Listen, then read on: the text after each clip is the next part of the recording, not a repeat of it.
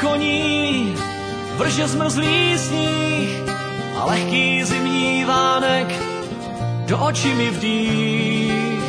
Mlhavý sen, kterému podléhám, sen, který vrací ke vzpomínkám. Pacholokem jsem byl a sloužil u koní a každý večer v maštali spal vedle ní.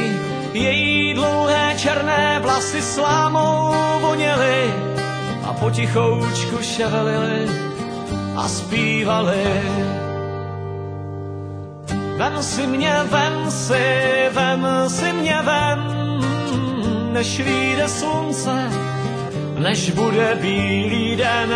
Líbej mě, líbej, líbej a řej a svoje srdce do mých dlaní dej.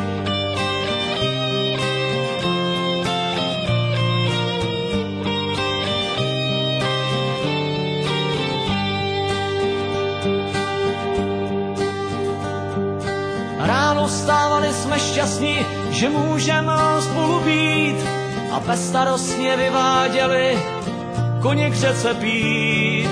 Roztříštěná voda stékala po ších a pod splavem ozýval se dívčí smích. Na večer, když nad obzorem slunce západ plál, opřený o ohradu vedle ní jsem stál, čekajíc se na tmu, až sem políbí a na zpěv jejich vlasů, těch vlasů habraních. Vem si mě, vem si mě, vem, než vyjde slunce, než bude bílý den. Líbej mě, líbej, líbej a řej a svoje srdce do mých dlaní dej.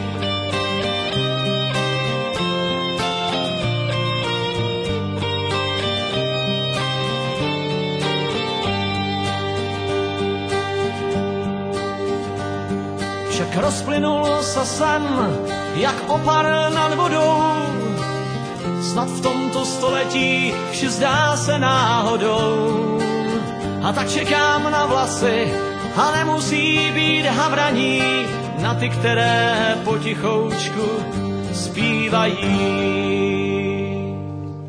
Vem si mě, vem si mě, vem, než vyjde slunce, než bude bílý den. Líbej mě, líbej, líbej a řej a svoje srdce do mých dlaní dej.